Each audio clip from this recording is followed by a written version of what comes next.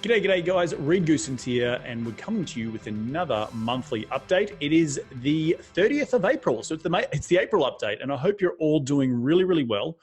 We're now sort of 6 weeks into this COVID-19 crisis in lockdown. I hope you and your family are bunkering down and making sure you're remaining social distancing, making sure that you're washing your hands, and hopefully not trying to kill each other at home. And hopefully all the home life is going all right.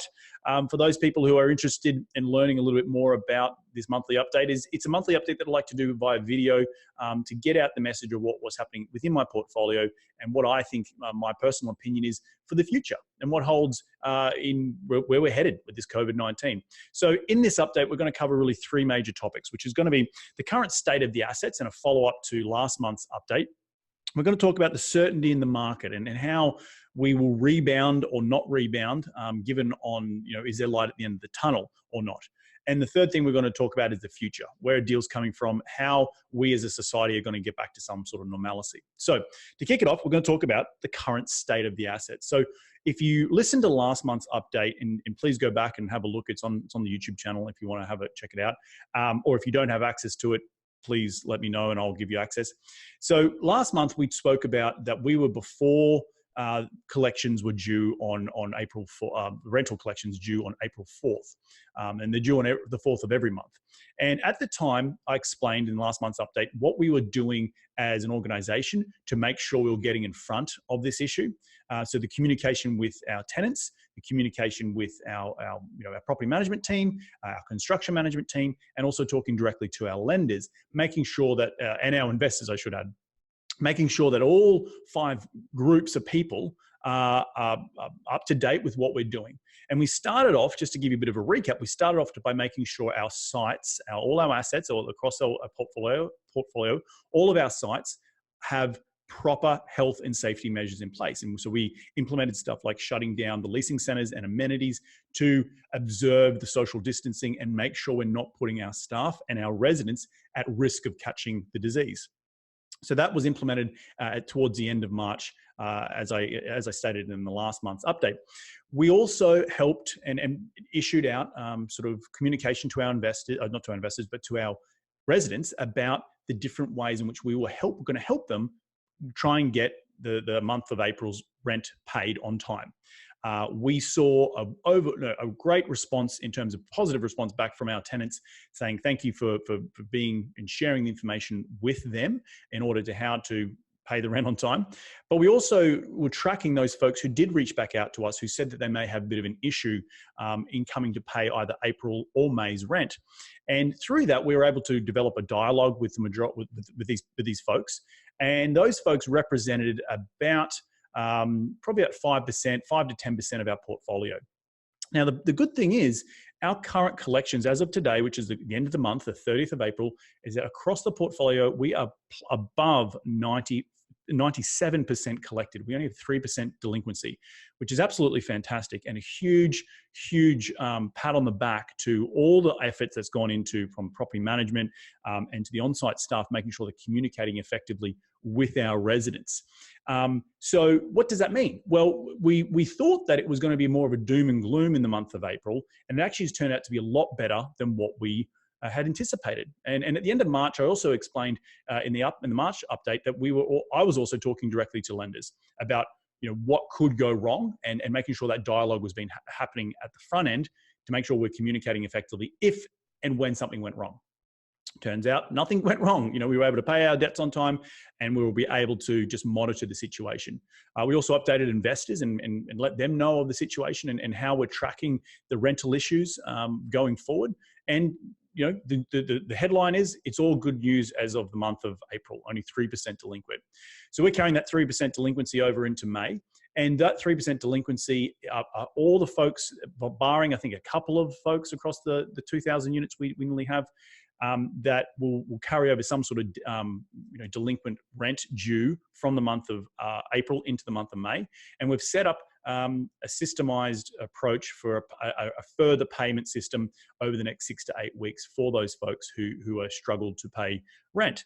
Now, we've also come forward to say that we want to make sure we're working with everyone.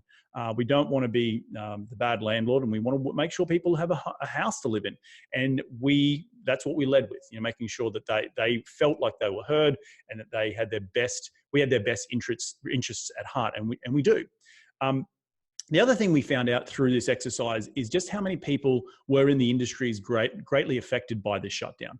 I'm talking about the serving industry, wait staff, day workers, hourly paycheck workers, admin staff, construction workers. And it turned out that about 10 to 15% of our portfolio falls into that bucket, which is smaller than what we originally had anticipated of a demographic, which is good. To means that the majority of our renters are being able to work from home using Zoom, which is what we're recording this on right now, and continuing to be business as usual. So that's the real positives coming out of the month of April. So collections were high and the assets are going well. As we come and look forward into the months of May and June, we are a little bit still uncertain, right? As of today, as April 30th, we're still in quote unquote lockdown. And I'm going to get on to the next point, which is, the certainty in the market. And really, from my point of view, is that the lack of certainty does drive us as human beings to have panic, right? And when we have been, the last sort of 4 weeks, there's been a lot of uncertainty. A lot of folks, we've had a couple of folks who in our portfolio who, in very, very small, I'm talking less than 5 across 1,900 units, who had to drop keys because they knew they couldn't afford, they'd lost their job and they couldn't afford to continue renting. And I really feel for those people, because when you've been told that you can't work anymore and you have to stay at home and there's no line of sight, and I'm talking, I'm rewind sort of 2 or 3 weeks ago when we didn't really have a line of sight to the finish line. That breeds a lot of uncertainty in folks, and a lot of people panic. So luckily, through good communication, we've been able to save a lot of folks from having to leave or thinking they needed to leave, and say that we're going to work with those people. And again, over the total majority of our portfolio, it's a very small number, but still we wanted to make sure that we got out in front of the issue, which is a really important point for us at Wildhorn Capital. But the uncertainty factor has driven a lot of people around the globe to have fear. And so now, as we're sitting here at April 30th, we have started to see a little bit more certainty brought back to the market. And then what do I mean by that? Well, some states, including the states where we have all our portfolio, which is Texas, they're starting to ease restrictions. I also know they're starting to ease restrictions in California. I know they're starting to ease restrictions across the country here. I even know they're starting to ease restrictions in Australia, because I talk to my parents all the time. And that really helps bring certainty back to the market, certainty back to people giving some sort of normalcy in their life, meaning that they can start to get back to work. And with that certainty, they can start to relax a little bit about when the next paycheck is coming in. I want to add that, like, in the last month, since we've done the last update, the stimulus checks have come out. Now, some people have got their stimulus checks and some people are still waiting, which again brings uncertainty. And so it means for us as operators that we need to do our best, what we can, to try and bring as much certainty to our tenants, and as much certainty to our investors, as much certainty to our lenders as we can, and trying to get in front of the issues and just plan for the worst, but hope for the best. And what I can report as of this month is that we have done that, and I think we've done that very successfully. Moving forward, it's still very much a day-by-day, week-by-week sort of scenario, but seeing the light at the end of the tunnel helps give us all certainty, including myself as the operator, I should say, and one of the co-founders of Wildhorn Capital. So that brings me to my last point: is where are we headed to? What's the future look like now? We're starting to see some sort of, I think it was reported yesterday in the state of Texas that restaurants can start to have 25% occupancy again. Same with retailers and movie theaters. I also believe museums are starting to open back up again. And here in the state of California, beaches are starting to open up again. You can't sunbathe, but you use it to exercise and swim and surf. Similar things are happening back in Australia. So we're starting to see this slow unraveling of people are being allowed to leave their homes. And this will happen in stages, which is good because we have to adhere to the rules and make sure that we don't have another spike and we don't end up back in our homes again. But in saying that, you know, the whole flattening of the curve thing is important, but we have to realize that this is not, you're not going to get to zero, you know, issues or deaths or people with the virus. It just means that we're slowly building towards herd immunity, and we're slowly, hopefully not having that peak and, you know, overwhelming the system. So I think that certainty, again, I keep going back to the word certainty, is bringing a lot of investors, a lot of renters, a lot of people some peace of mind that we are heading in the right direction. And it's only really been in the last 7 to 10 days that that certainty has come. If I'd recorded this 2 or 3 weeks ago, it was still a little bit up in the air and a little bit like, where are we headed with this and where's the finish line? So it's good to see leaders across the globe, across the states, starting to show a little bit more leadership and guidance to where we're headed towards. And I don't want to get into the politics of it, but that's in terms of just tying a bow around the certainty piece. So moving forward, yes, we will have we're trying to work towards some sort of herd immunity until a vaccine is created, but that could be years away. And so we may, the recovery, quote unquote, probably will be longer than what we initially had anticipated. It won't be a V-shaped recovery. And I wholeheartedly believe that right now. I think it's going to be more of a Nike swoosh, but I think that the down part will be a prolonged period of time. And if you read certain real estate investment leaders like CBRE and Newmark Knight Frank, they are giving a lot of indications that Q2 will be very slow, with Q3 slowly coming back, and then in Q4 trying to get back to some sort of normalcy when it comes to rental growth, people looking to start renting again and start getting a bit more activity in the market. As of right now, in terms of deal flow, we are seeing next to nothing. The capital markets have frozen up, and that is to be expected because, again, goes back to the uncertainty piece. But that means that doesn't mean there's not going to be opportunities in the future. And I think in the short term, there might not be a ton of opportunities right now. And if we look back towards 2008, 2009, and as I said in the last monthly update, the best deals weren't bought in 2008, 2009. They were actually purchased in 2010 and 2011. I think the similar will happen here. And the reason I say it's going to be a slow moving ship and not a quick recovery or quick getting to finding cracking deals is back to that, the government slowly turning back or releasing the pressure valve and only allowing staged rollout of getting back to some sort of normalcy, i.e. we're only at 25% at restaurants and public places. That's going to take a period of time to get through all the stages, and kids are back at school and we're back to sporting events. And those things are going to be the real indicator of how different cities and municipalities around the world, because let's not forget, this is a global pandemic. The difference between here, where we are sitting today in 2020 and 2008, was that 2008 was very much a US-based systemic issue that then trickled around the world. Today, we're sitting where the entire world is in the same boat.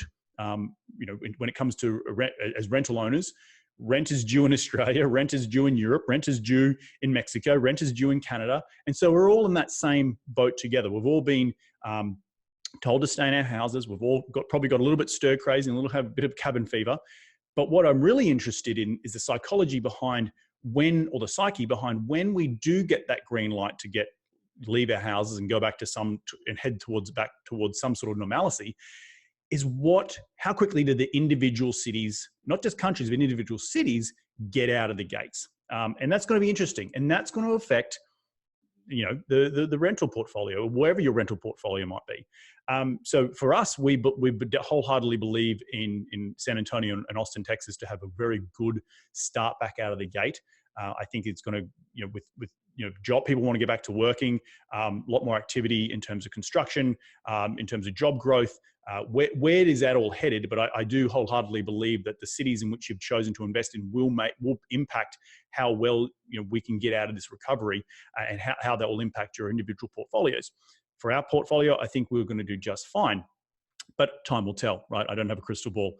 So where we're headed in the future is that I think, one, we need to get back to some sort of normalcy. The longer we're in our houses, the longer this is going to hurt. It's going to hurt all of us, not just owners of real estate, but as reflected in the joblessness claims over the last six weeks, which we've seen massive, over 20 million people here in the United States file for unemployment, which is crazy, which is going to cause that long tail of the recovery because people need to get back to work. And that's, again, go back to my sentiments of how quickly we get out of the gates. Well, how quickly can we start chipping away at that joblessness and get people back to work? But also, how does it affect other bigger issues? Like when are we starting to get back to, not issues, but when are we going to start get back to going out to bars and going to sporting events and getting back on planes? And that psyche is going to be probably at the tail end of the recovery, because I still think we're going to come out as a society very scared or skeptical of wanting to interact with other people in close proximity, which is going to have an impact on the economy. It's going to have an impact on where we stand and how we consume products. Because don't forget, here in the United States and probably across most of the Western world, the majority of a GDP, particularly here in the US, over 70% of the GDP is made up through consuming stuff, through us as going out and consuming, durable goods or non-durable goods like clothes and food and going on travel and education and health and banking and service systems. All that makes up 70% of the GDP. So when we're all not spending that money, well, how quickly do we get back to those normalcies of going and spending money at the local restaurant or getting on that flight and traveling again? And that's going to be, for me, the biggest, most interesting part in this whole recovery, and how we as a society come together and tackle this. The last thing I'll say before we do close out here is that, overall, this has been a big wake-up call to our healthcare system in terms of how we're prepared for another public health pandemic or crisis. And look, don't get me wrong, we are going to experience this again. This is not the last pandemic we're going to see. And it adds another wrinkle to when we as investors start looking forward. Historically, we've always looked at peaks and troughs from systemic point of view, from the banking system, from the stock market point of view. We come to peaks and troughs and recessions and bull markets every sort of 8 to 10, 12 years. And we've had a long recovery since 2008. But by and large, this particular issue or crisis is unpredictable, right? It adds another wrinkle to how we go out and underwrite deals, how we go out and find new deals, how we go out and project what returns are going to be. But I think overall, investing in hard assets will ultimately, in the long term, will do just fine. And investors who are listening to this, nervous about what their investments are going to happen to their investments, I think in general, if you have good operators who have professional third-party property management, who are invested in good areas, who are well capitalized, you're going to do just fine. So overall, I think that is really the update for April. It's my few 2 cents on what I'm seeing in the world and how it's affecting me both personally, but also from our portfolio point of view. And I hope it just inspires a little bit of thought, and hope you all can stay safe, wash your hands, be well. And we're going to do this all again next month. So remember, be bold, be brave, and go out and give life a crack.